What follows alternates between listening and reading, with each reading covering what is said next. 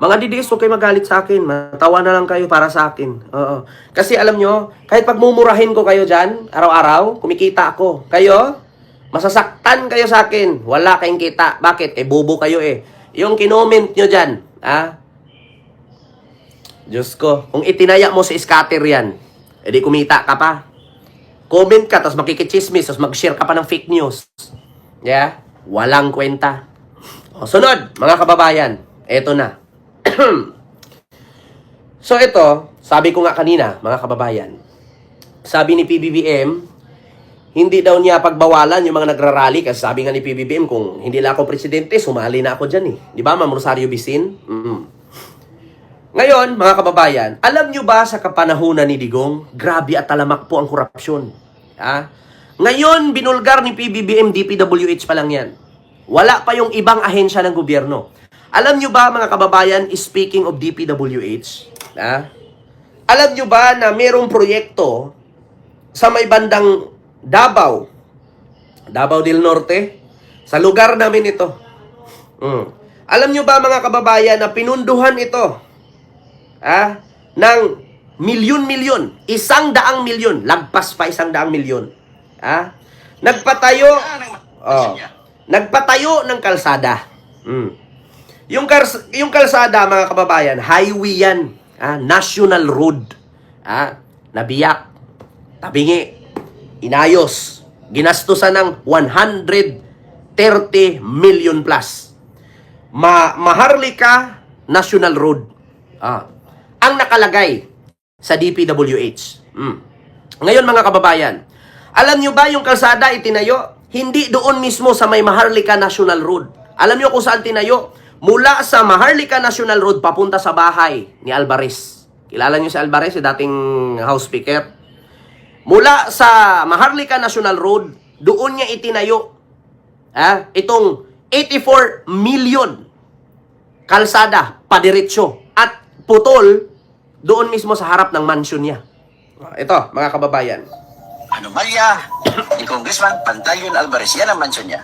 Pasok na kalsadang ito mula sa National Highway ay nagkakahalaga ng mahigit 47 million pesos. At itong karugtong na papasok sa lupain ng isang pribadong tao ay nagkakahalaga naman ng mahigit 84 million pesos. Sa makatuwid, ang proyektong ito ay may kabuang halaga ng mahigit 131 million pesos. 131. Alala ko, kanilang diri sa Magdom, na ikaratula dito, commission audit na kabutang, pero ang project ko sa ito, 84 million plus. Kunya, kung nakita dito, ang nakabutang sa project, Maharlika Road. So, nanguntahan ako karon sa kong galingon, ang Maharlika Road, iba nasyonal. Nga nung gibutang man diha sa Farm to Market Road. Kung nasa ako nakita, kanang tumuhi sa karsada, kanang pisiminto karon, na 4 lanes, with kanal na side by side, tutubra sa iyang mansyon. Kita nyo, mga kababayan? Yan po yun. Ang nakalagay doon sa karatula, sa tarpaulin, di ba? Pag nagawa kayo ng proyekto, may tarpaulin yan. Tapos may budget. Ang nakalagay doon, 84 million. Maharlika National Road. Ang Maharlika Highway yan, National Road. Nagulat, mga kababayan, itong nagsalita na Maharlika National Road. Pero bakit ang tinayuan ay Farm to Market Road? Ibig sabihin ng Farm to Market Road, mga kababayan, papuntang bukid, papuntang akyat, papuntang bundok. Yan ang sinasabing Farm to Market Road. Ngayon, mga kababayan, okay lang sana Okay lang sana kung yung pinatayo na Farm to Market Road, papunta talaga sa bukid. Papunta talaga sa mga mamamayan doon. Paakyat sa lugar na yon. Ang problema, mga kababayan, hanggang doon lang sa harapan ng mansyon ni Alvarez. Kita ninyo?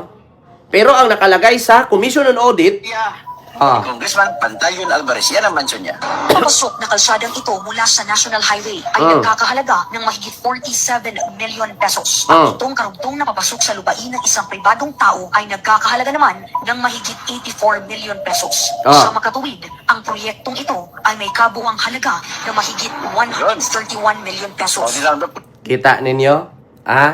Mula sa National Highway, Maharlika Road, 84 million. Tapos, bago lumiko, dinugtong papunta sa bahay ni Alvarez, another milyones. So, umaabot ito ng 131 million. Pero ang nakalagay doon sa Commission on Audit, Maharlika National Road Improvement. Kita ninyo? So, anong tawag doon? Self-interest. Mismo anak niya. Mismong anak yan ang nagbulgar, mga kababayan. Hindi daw nila alam kung saan galing ang ginastos dyan sa napakagarang mansyon ng tatay nila. Kasi mismo yung mga anak, tinakwil yan eh. Hindi nyo na yan may tanggi, mga kababayan. Kaya yung mga DDS na sigaw ng sigaw dyan, hindi ko pinagtanggol si Romualdez yung mga DDS dyan na sigaw, si Saldico daw, si Romualdez daw magnanakaw. Bakit hindi nyo subukang itry? Tanungin ninyo. Ayan, resibo yan. Si Romualdez, anong may pakita nyo resibo? Si Saldico, anong mapakita nyo resibo? Bukod sa biniggas lang ni Diskaya ang pangalan. Umaaray na kayo? Ito, resibo Bakit ka magpapatayo ng kalsada papunta sa mansyon mo at pera ng gobyerno pa? Di ba, Ma'am Maria Fipalisok? Ayan. Klarong-klaro ebidensya. Bakit hindi nyo kalampagin yung bahay ni Pantaleon Alvarez? Si Saldico, tawag dito, Romualdez, biniggas lang yung pangalan, sabihin nyo, nagnakaw na. Bakit kay Alvarez hindi nyo kalampagin? Bakit? Kasi kahanay ninyo? Kasi kaalyado ninyo? Bakit? Ako'y nananawagan kay Jeep Priseles. Ako'y nananawagan sa mga nagrarally dyan ng mga putang inang bubong DDS na hindi umabot 100. Bakit hindi yung subukan kalampagin yun doon? Yung kalsada papunta sa bahay ni Alvarez. Diba? Kasi kayo ang hirap ninyo eh. Romualdez, mag-resign ka na Marcos kasi bangag ka. Yung pinsan mo, pababain mo na. Si Saldico, nasaan na? Wala naman kayong ebidensya. Wala naman kayong pruweba. Ito hayag na sa social media. Binalita pa ng ABS-CBN. Binalita pa ng GMA. Binalita pa ng TV5. Ang nakalagay sa Commission on Audit doon sa tarpaulin ng DPWH. Maharlika National Road, 84 million. May dinugtong pa, another million. So umabot ng 131 million. Bakit itinayo papunta sa bahay ni Alvarez samantalang ang project yung Maharlika Road, National Road? Diba? Alam ko mga DDS bubo kayo pero hindi kayo bulag. Hindi kayo bungol. Diba? Tandaan ninyo mga kababayan. Yan palang umpisa makakalkal yan. Mark my word. Yang umpisa na yan, makakalkal yan. Speaking, mga kababayan, makakalkal. Diyos ko, mga kababayan, hindi ko pinagtanggol si Romualdez sa akin, hindi ko man kilala yan. Maglabas kay ebidensya. Kasi sabi nga ni PBBM, iba kasi yung revelation at accusation. Yung revelation, nilabas mo with evidence. Yung accusation, pinagbintangan mo. Diba?